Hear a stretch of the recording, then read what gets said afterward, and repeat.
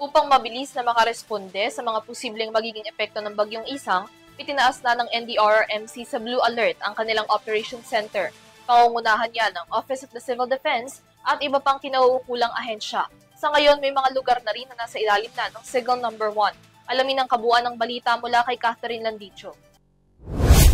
Itinaas ng National Disaster Risk Reduction and Management Council o NDRRMC ang Blue Alert status nitong Biyernes upang mabantayan ang posibleng epekto ng Tropical Depression Isang at masigurong maayos ang koordinasyon sa kinauukulang ahensya at tanggapan ng pamahalaan para sa agarang pagtugon.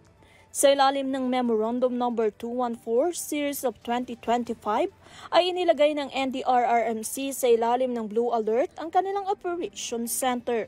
Ibig sabihin ang pangunahing bilang ng paghahanda sa dahan-dahang pagdating ng sakuna o inaasahang paglala ng sitwasyon na nangangailangan ng piling tauhan na naka-duty.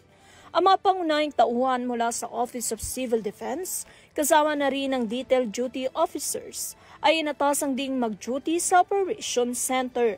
Kaninang alauna ng hapon ay namataan si Isang sa bahagi ng Madela, Quirino at Kumikilos, pakanlurang hilagang kanluran sa bilis na 20 km per hour.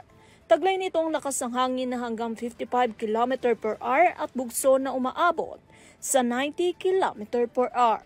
Inatas o itinaas din naman ng Philippine Atmospheric Geophysical and Astronomical Services Administration o PAGASA ang Tropical Cyclone Wind Signal Number 1 sa mga sumusunod na lugar: Cagayan, Isabela, Quirino, Nueva Vizcaya, Apayao, Kalinga, Abra Mountain Province, Ifugao, Benguet, Ilocos Norte, Ilocos Sur, La Union, Pangasinan, Aurora, at ang hilagang bahagi ng Nueva Ecija kung saan ito ang mga bayan ng Lupao, Karanglan, Pantabangan at San Jose City. Samantala nagbabala naman ng Department of Health o DOH sa publiko laban sa paglusong sa baha dahil maaari silang magkaroon ng leptospirosis. Para sa EuroTV News, Catherine Landicho, sumasaludo sa bawat Pilipino.